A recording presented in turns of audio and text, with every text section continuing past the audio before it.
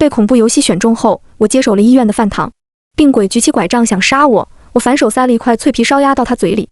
他嚼吧嚼吧，算了，有香香鸭翅，明天再杀。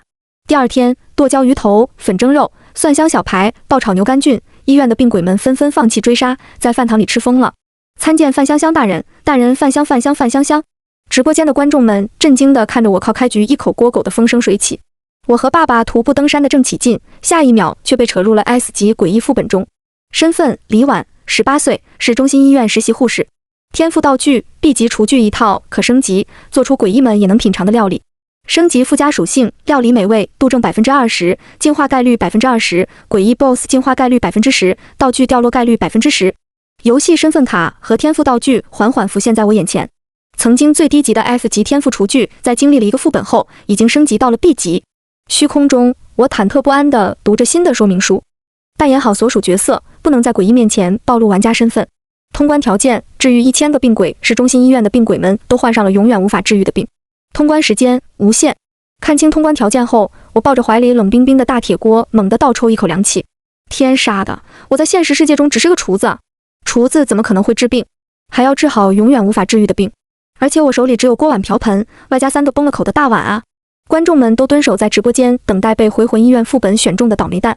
发现是我时，众人纷纷欢呼。毕竟上次我靠经营小吃摊通关荒村的战绩还历历在目。但当通关条件出现时，所有人都傻眼了。本来想看舌尖上的诡异，现在你告诉我这是外科风云，哈哈哈！难道新人要用大锅和铲子来给患者爆炒药丸吗？我看是真的要完。靠做饭通关根本就是邪门歪道，现在终于栽跟头了吧？关关难过关关过，小黎加油！直播间的弹幕如洪水喷涌，讨论的比初次见我时还热烈。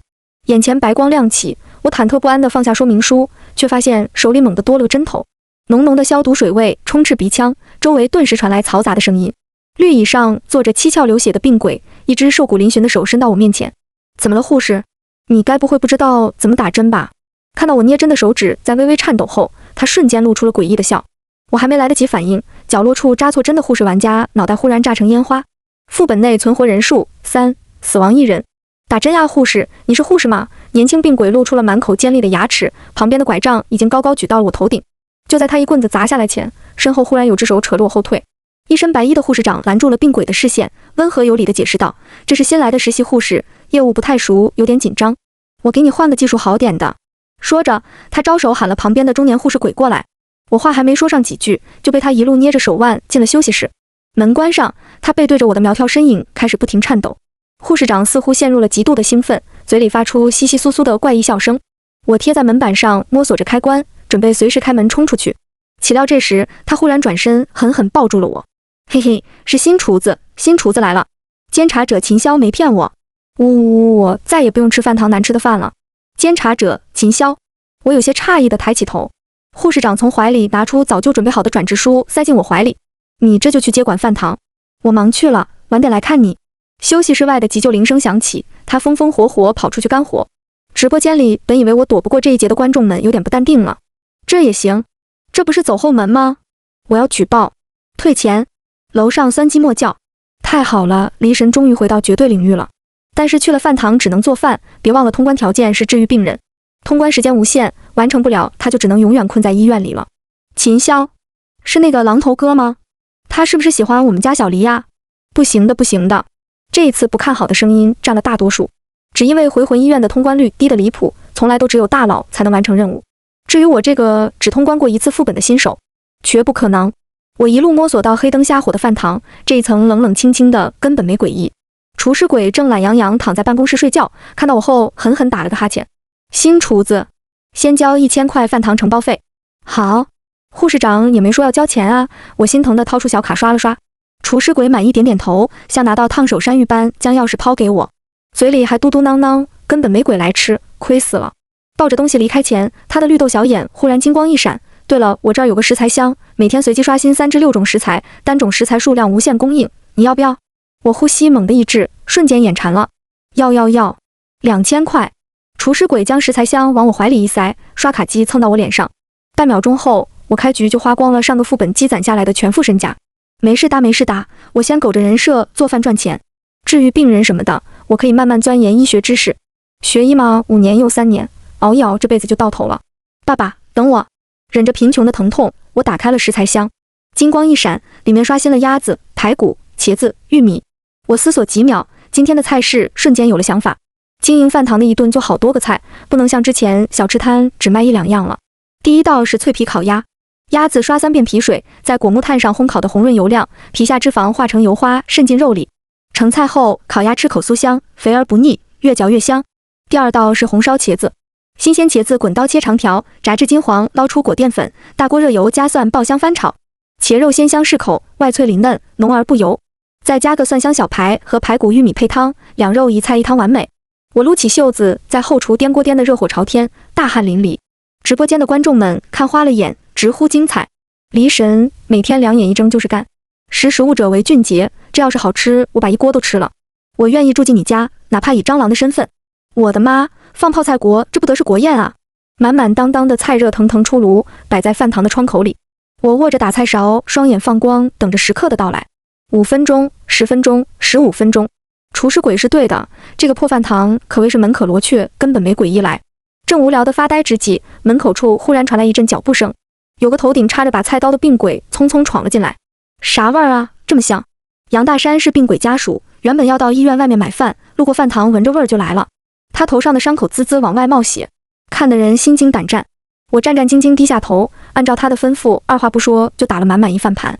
哪知杨大山偏不爱到座位上吃，绕过前台直接坐我旁边来了。他一口没吃，扯着我开始絮絮叨叨。虽然大家都说这里饭堂不好吃，但胜在闻着香啊，摸着还热乎。反正这个世界的饭菜都一样，没味儿，馊馊的，阴冷冷的，吃得诡异，心里慌慌的。你实话跟哥说，饭菜这么香，是不是用了什么高科技？五花蛋奶。眼看他叭叭说个不停，菜都要凉了。我忍无可忍，直接上手卷了个脆皮烤鸭，直接塞他嘴里。油香的脆皮烤鸭被片成柳叶片，合着薄饼，加上翠绿的黄瓜丝、白白的葱丝和秘制梅子酱。杨大山下意识一咬，外皮的脆嫩，鸭肉的多汁，葱的劲辣，瞬间交织着在舌尖迸发。刹那间，他愣住了，居然有味道！不可能，诡异世界没有味觉、嗅觉、触觉，按理来说，一切饭菜都没有味道。但这烤鸭怎么香香的？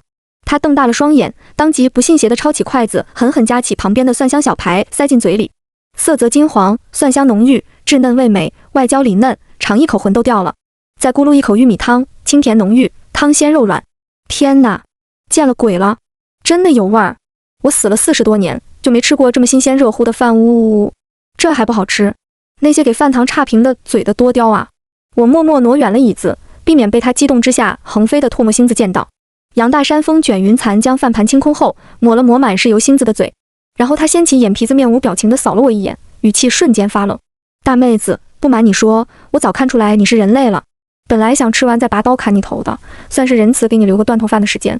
但你这饭太好吃了，我舍不得砍。”说到吃，他眼中凶狠的神色褪去，憨厚地摸了摸头，又点了一份。我利落的又打了份饭，然后警惕地默默走远。一阵后怕涌上心头，他头上那把刀原来是砍玩家的。按照规则，曾经无限接近死亡的人被诡异副本选中后会成为玩家，被拉入恐怖游戏的人一旦死亡就是真的死亡，唯有通关才能回到现实。爸爸还在等我回家，我不能死。我还没找到迷失在诡异世界里的妈妈，我不能死。杨大山把烧鸭汁和红烧茄子搅拌进松软的米饭里，几大口刮空碗底。就在他放下碗筷的瞬间，一阵耀眼的白光将他笼罩。哐当，砍刀落地的声音在空荡的饭堂内回荡。白光消失后，杨大山头上不断流血的伤口竟然消失了。是净化，治愈病鬼1。系统提示音响起，我微微一愣，瞬间想起了上个副本的老朋友陈阳和高明被净化后，身上的伤痕也消失了。也就是说，净化等于治愈。那么只要大家都来吃我的饭菜，我是不是就有机会能净化治愈他们？找到通关的方法后，我呼吸变得急促，求生欲望熊熊燃烧。这边杨大山回过神来，他瞅了瞅地下的砍刀，又抬手摸了摸不再流血的后脑勺。最后，他惊疑不定地看了看我，犹犹豫豫地问：“那个，我的病痊愈了吗？”看到他有些傻乎乎的样子，我也跟着愣愣点头。是因为吃了你煮的香香饭？他满脸通红，万分急切地追问：“是吧？至少系统是这么说的。”见我点头肯定，杨大山激动地从椅子上蹦起来，原地乱转。然后他掏出了老旧落后的小灵通手机，开始容光焕发地打电话：“喂，小山，咱爹要死了，速来医院。”那头的弟弟杨小山有些诧异，组织下措辞：“咱爹的坟头草不是早就2米高了吗？反正你快点来医院看爹就是了。”这事儿电话里也解释不了，杨大山只能嘱托弟弟赶来就挂了。紧接着他又拨通了下一个电话，喂，三叔，我爹要死了，速来医院。那头的杨三叔惊讶到手中的锄头都掉地上了，爹死了？你小子怎么高兴的跟要娶媳妇似的？比娶媳妇还开心，你快来。轮番打完一圈电话，杨大山才恋恋不舍地把手里的饭盘还给我。有救了，有救了，弟弟和爹都能治好病了。念叨着，他豪气的大手一挥，要了30份饭盒。接到大单，我马不停蹄地到后厨打包起来。治愈的概率只有20%，我不能担保吃了就一定有效。没事，我什么都想试试。杨大山饿狼扑食般从我手中接过饭盒。饭堂没诡异来吃饭，30份饭太多，他一个诡异拿不了。我干脆做好人好事，提出要帮他送到病房去。杨大山极其感动，这种友善精神在诡异世界早就不存在了。他探头看了看我的员工胸牌，然后拍了拍我的肩膀。黎堂主，我给你打员工5星好评，送锦旗。以后在医院我罩着你，你每天安心做饭，等大家都治好了我再杀你。我拎着重重的饭盒被拍了一个趔趄，卑微的回应，杨哥，还杀吗？杨大山不明所以的摸了摸脑袋，有些迷惑。杀呀，迟早要杀的。哦。此时直播间新来的观众们早已3关出走，在风中狠狠凌乱。天赋厨具属性和系统提示只有玩家本人才能看见，所以在大家眼中，杨大山就是吃了我的饭，忽然白光一闪就痊愈了，还莫名其妙要罩着我。他干了什么？怎么就莫名其妙得到诡异的庇护了？卡 bug 了？我在看诡异副本直播吗？还是串台在播白雪公主或者灰姑娘？楼上，这是离神的基操，别大惊小怪的。好香，啥玩意这么香？谁喷烤鸭味香水了？踏进病房的刹那，诡异们默契的齐刷刷扭头看过来，眼睛直勾勾，怪瘆人的。321病房本来就住了3个病鬼，还有3位病鬼家属，现在连带杨大山喊来见他爹最后一面的，还有7、8个人。杨大山对那些目光毫无所觉，给我指了指病床边上浑身都是冻疮、耳朵被冻烂的男鬼。我弟弟小山是戍边的人民子弟兵，厉害吧？说这话时，他满是血渍的脸上溢满了骄傲与自豪。我点点头，内心动容。刚才在路上交谈，我才知道杨大山生前是小区保安，是保护居民时被歹徒砍死的。45岁的年纪，和我爸爸差不多，手上满是老茧和裂痕。我忽然想到老黎被拉进副本时，我还和他在山顶徒步，不知道他有没有被吓到，自己下山安不安全？思索发呆之际，那边杨大山已经和杨小山吵了起来。杨小山瘦瘦黑黑的，眼睛却炯炯有神，身体里的钢枪被他抽出来横在我身前。他是什么东西，你不知道吗？赶紧杀了！杨大山憨厚地摸了摸脑袋，诚实回应：他是人类玩家呀，那咋了？人家黎堂主好心来送个饭，你要杀要剐，这像话吗？很好，杨小山身上的鬼气更重了。我紧急刹车后退几步，尽职尽责把打包盒饭放到他脚边。那个，我能说我只是想来亲眼看看病人们痊愈而已吗？很没眼力见的杨大山真诚地掀开了饭盒，捧到他面前。小山，吃口热乎饭吧，吃完身上的冻疮就好了。杨小山不明白他在说什么，越来越生气。你不是说爹要死了吗？把我们喊过来就是为了吃饭？对呀，不然呢？很好，杨小山彻底黑化了。不吃，吃一口吗？哥特地给你带的。杨大山不依不饶，扯着弟弟的衣服，想把自己吃到的美食分享给他。当然，更多的是想治好家人们。杨大山，给你脸了还？我今天就算饿死，就算跳下去，就算下辈子都不会吃的。行动派杨大山见道理说不通，于是决定对弟弟软饭硬吃。他二话不说，夹起蒜香小排，直接粗暴塞进弟弟嘴里。小山，尝尝。杨小山气到准备破口大骂，但还没来得及骂，香喷喷的蒜香小排已经落到口中。浓浓的蒜香和炸过的肉香瞬间在舌尖爆开，外酥里嫩，滋味无穷。哦，杨小山本来抗拒的想吐出来，但肉吐到嘴边，他才发现不对劲，又赶紧吃了回去。有味儿，好吃。他大口大口拼命咀嚼着蒜香小排，恨不得连肉带骨嚼碎了吞进肚子里。是真菜，真的有味道，还很香。老天鬼啊！见弟弟提着钢枪探头探脑还想吃，杨大山傲娇的就要关上饭盒。杨小山只好眼巴巴地望着哥哥，低声哀求道：哥，再让我尝一块。以前在山上雪太大了，我站岗总是容易饿。呜，我真该死啊！吃，快吃！想到弟弟的惨状，杨大山顿时憋不住了。两人兄友弟恭，捧着饭盒，吃得泪眼啊不，油光汪汪。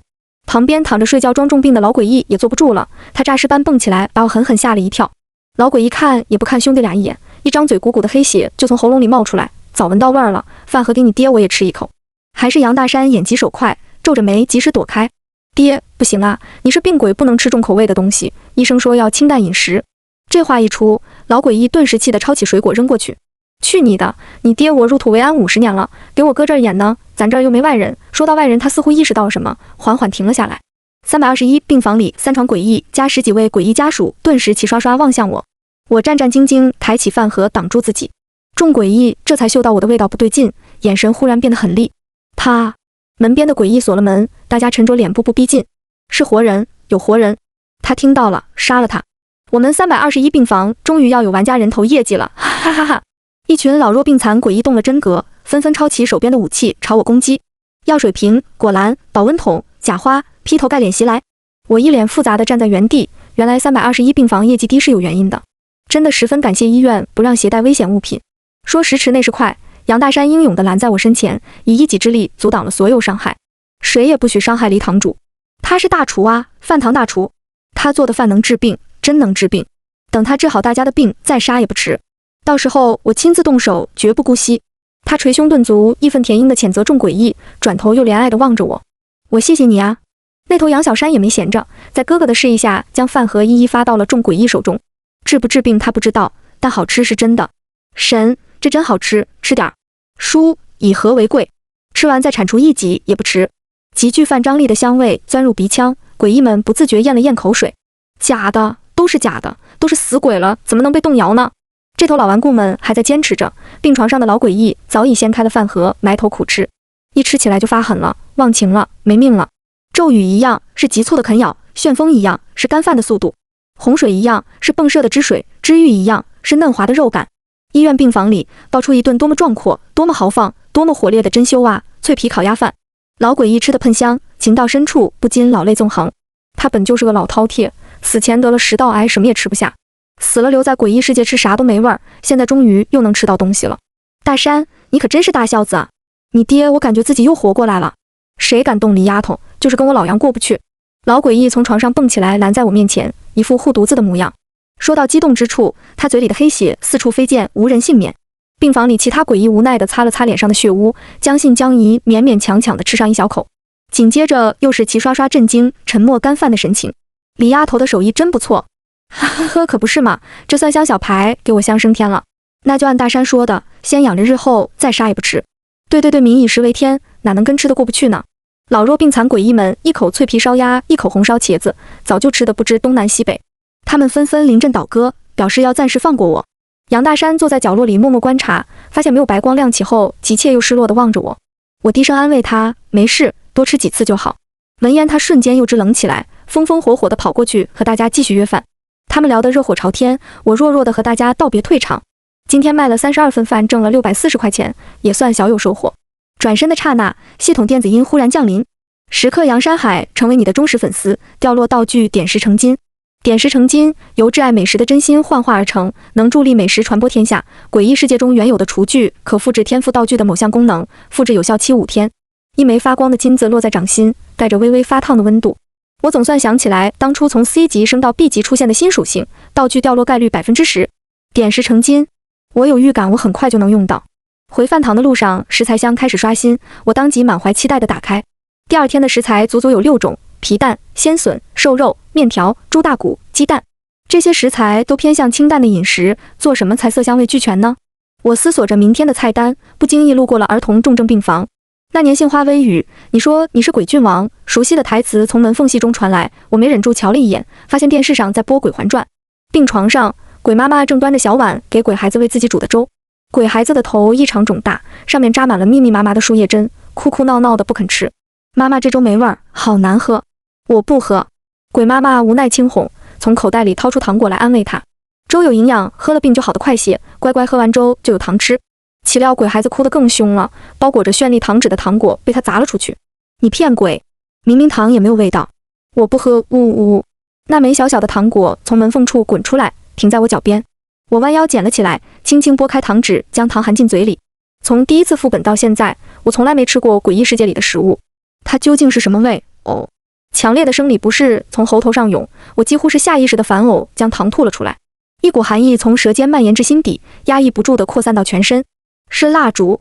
诡异们一直以来吃的没有味道的、阴冷冷的、难吃的东西是蜡烛，所以他们才会那么喜欢吃我做的饭菜。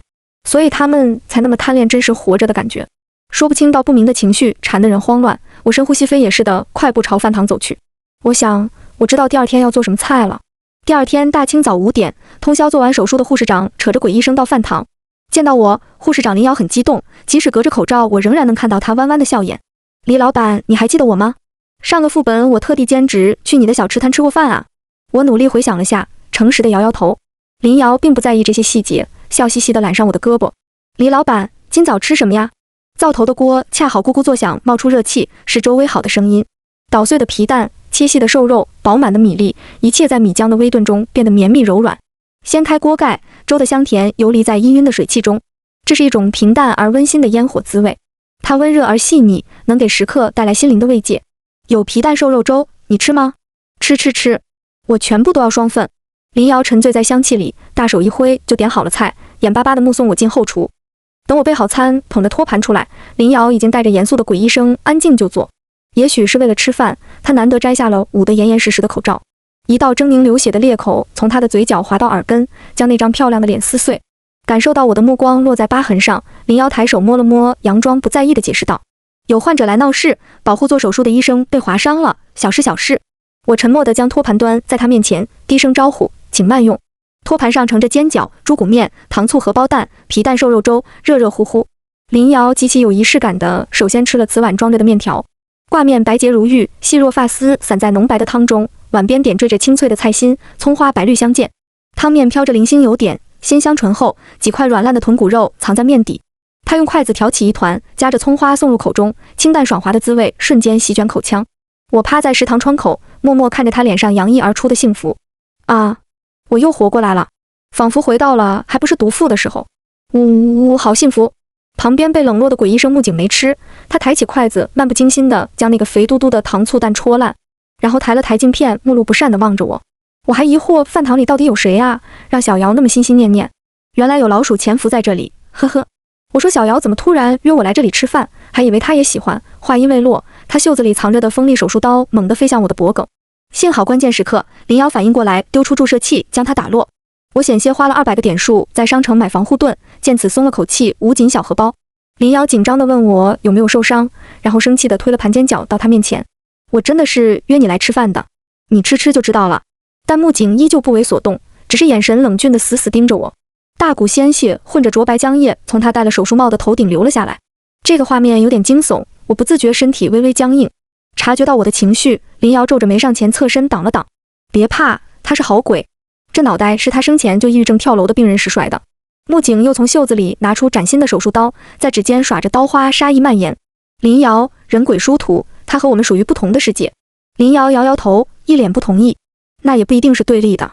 木槿冷声反驳，以后不是我们杀他，就是他杀我们，现在何必投入那么多情感呢？说理说不过，林瑶气鼓鼓地抬起筷子，直接夹了个煎饺塞进他嘴里。煎饺上撒了一层细碎的葱花和芝麻，外皮金黄酥脆，一口咬下去，肉馅鲜美多汁，笋丁脆爽清甜，十分清淡适口。木槿嚼了嚼吞下去，金丝眼镜下闪过一抹亮光。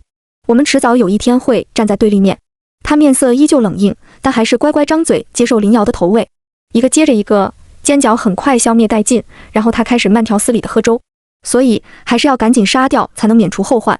我无语，原来男人的心和嘴是可以分开的。见林瑶的皮蛋瘦肉粥已经喝得见底，我又给他添了热的，然后躲在他身后坦荡地望着木槿，淡淡解释道：“我只是想帮你们。”这是真话。一开始我只当这里是恐怖游戏，只是单纯的想完成任务。但当他们的故事和血淋淋的伤口逐渐暴露在眼前，一切都变了。我是真的想帮他们，净化他们，治愈他们。闻言木槿并不为所动，只是边喝粥边冷冷地质问我：“啊，帮我们？你怎么帮我们？我们没有需要你帮忙的地方。”话还没说完，一阵耀眼的白光从林瑶的身上迸发。林瑶激动地扯住我的手，万分欣喜：“李老板，是那个吗？是那个吗？”耳旁系统电子音响起，治愈诡异2。是。我点点头，勾起唇角，不由得也替他感到高兴。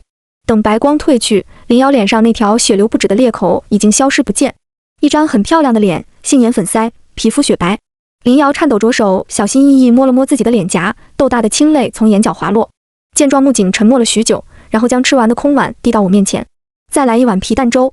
这是看在你治好他的份上，我们言和了。”收到下一台手术的通知，木槿和林瑶才恋恋不舍地从饭堂离开。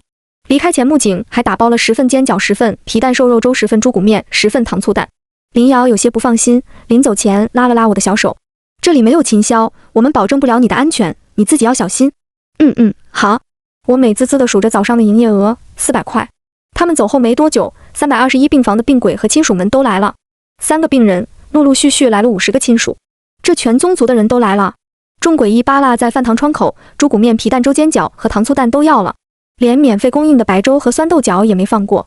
静谧的早晨饭堂里其乐融融，每个诡异脸上都挂着祥和的笑容。治愈诡异3，治愈诡异4，治愈诡异22。几道白光闪过，打破了满堂寂静。杨小山身上的冻疮消失了，冻烂的耳朵恢复如初，杨府喉管里也不再大股往外冒黑血，终于可以正常说话了。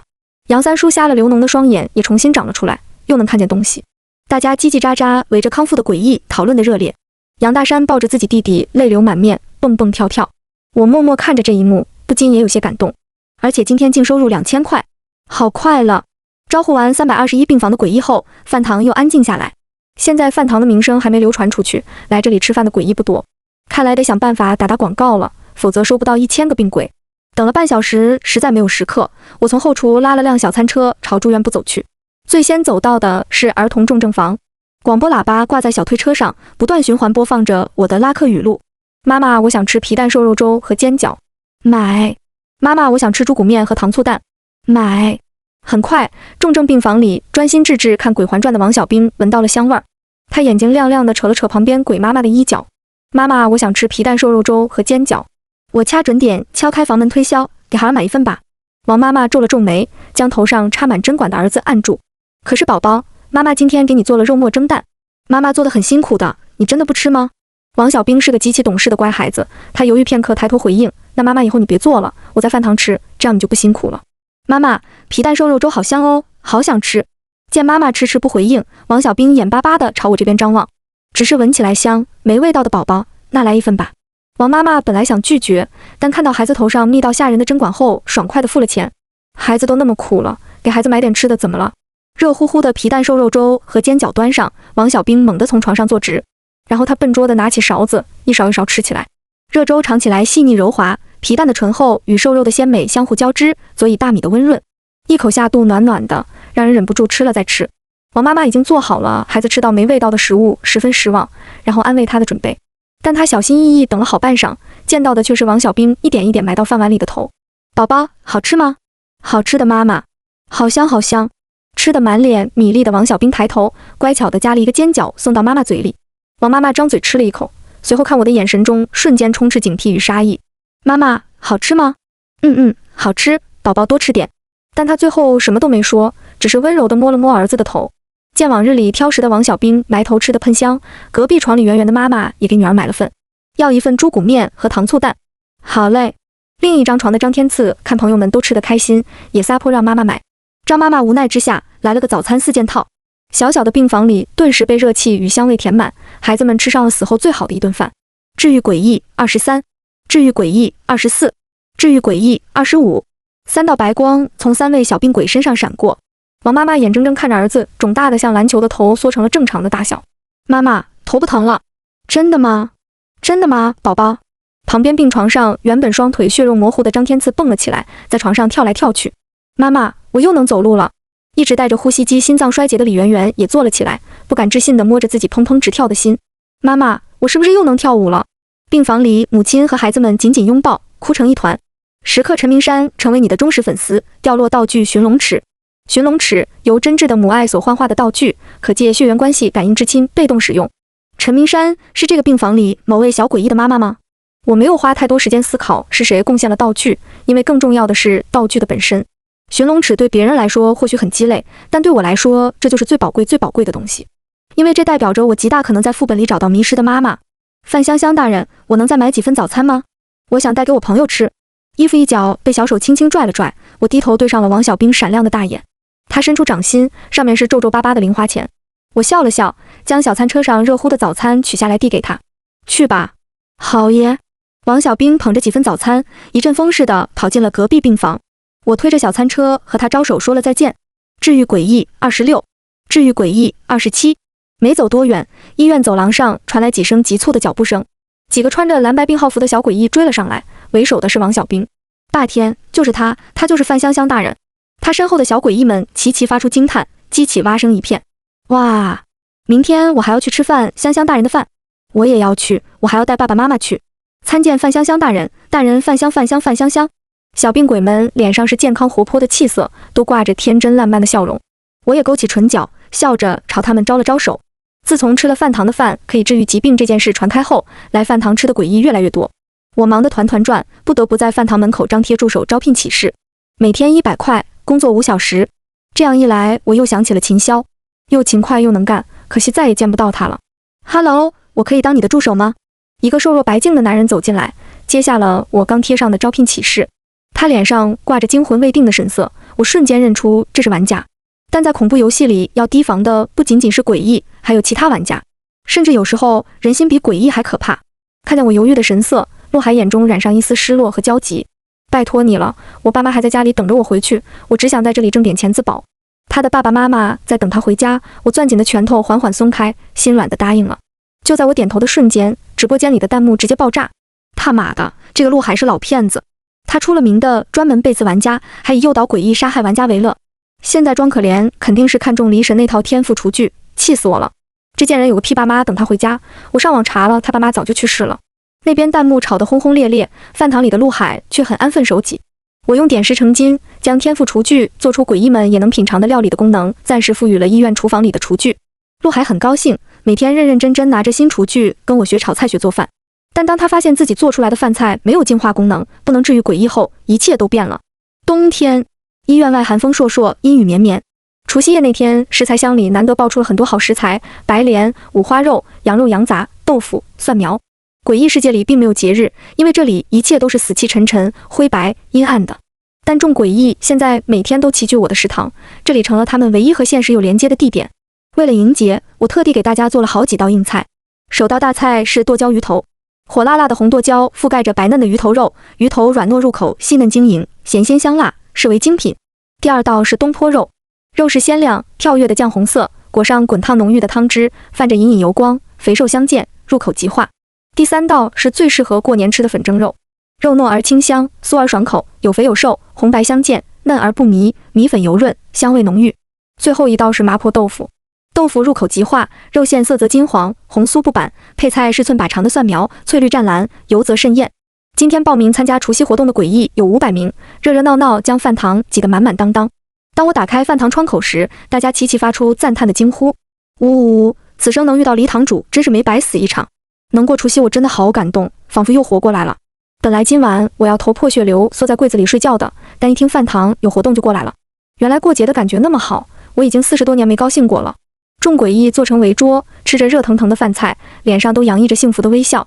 大部分诡异身上都干干净净、健健康康，不再是血淋淋、惨不忍睹的模样。杨大山、杨小山、杨老爷子、林瑶、穆景、王小兵、李圆圆也都来了，乐呵呵，不知道从哪里给我弄来了几个小道具当新年礼物。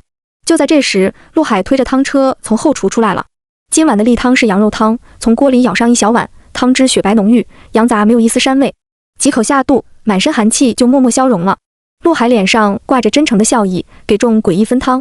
第一碗羊肉汤舀给了小诡异们。就当王小兵眼睛亮亮的捧起汤碗要喝时，我皱着眉上前将他拦下。范香香大人，怎么了？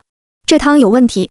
热闹的饭堂瞬间寂静，我将汤碗夺过，放在鼻子下面嗅了嗅，然后满脸阴沉的扭头将陆海手中的汤勺夺了过来。你在汤里放了什么？闻言，陆海只是迷茫地看着我，脸上渐渐流露出被冤枉的委屈无助。老板，你在说什么？我什么都没做。他眼睛红红的低下头，似乎对我的不信任感到伤心。我直勾勾地盯着他，扯着唇角笑得难看。是吗？那我们来查监控。听说有监控，不仅陆海震惊，全场诡异都震惊了。什么？诡异世界也有监控？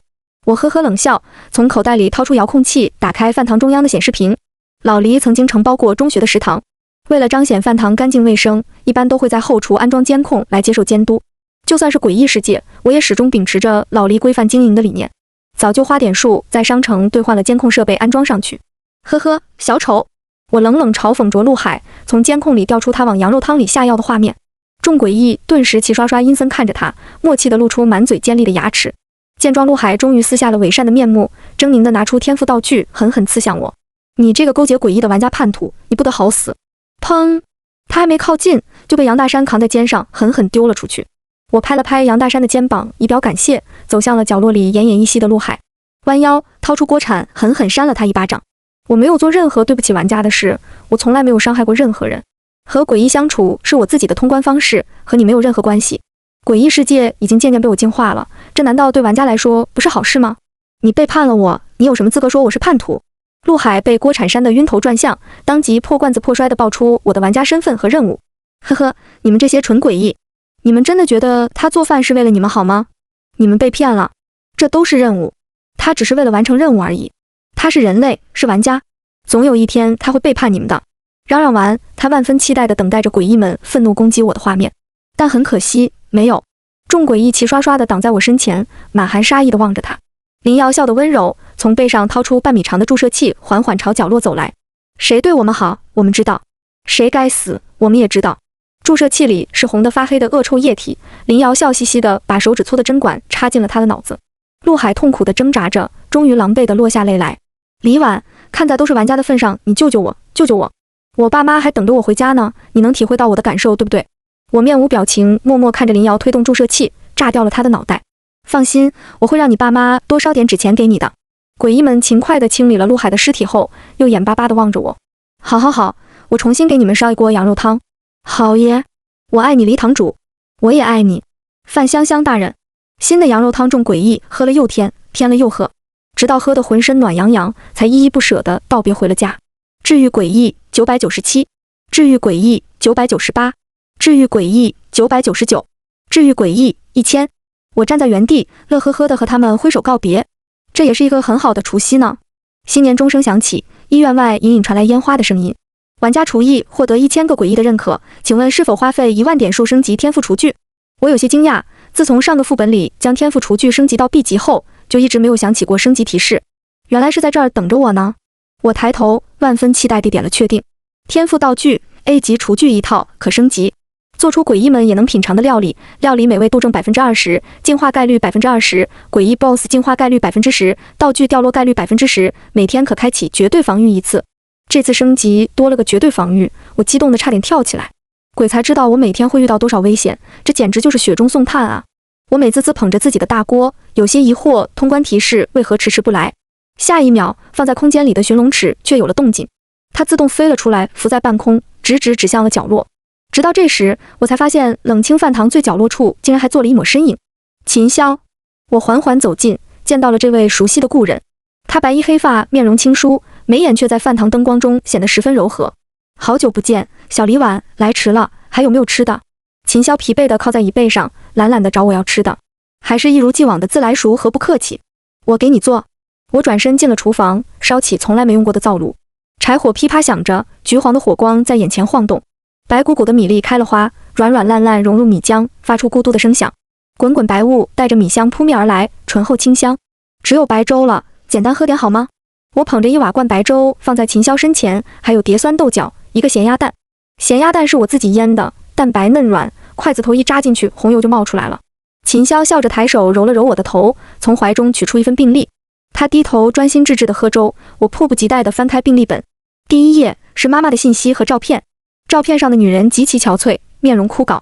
当年爸爸说她是做心脏病手术死在台上，那时候他还不知道有恐怖游戏的存在。直到看到我失踪后又从诡异游戏回来，他才说出当年尸体失踪的真相。妈妈没死，她只是被拉进了副本里。调查显示，林雅曾经在这所医院就诊过，那个时候她已经患上了失魂症，也就是说被完全同化，什么都不记得了。当时的主治医生建议她到南方的精神病院进行记忆治疗，她踏上了前往南方的火车，然后彻底消失。后来再也没诡异听说过他的消息。秦霄喝完粥后，优雅地擦了擦嘴，将自己调查到的信息一一交代。我捏着病历本，一页页一行行仔仔细细反复看着。恰巧此时，系统传来通关的提示音：恭喜玩家李婉顺利通关 S 级副本，奖励任意带走副本内一样物品。我不假思索，小心翼翼将病历本上妈妈的照片揭了下来，这是她还存活在这个世界的唯一证明。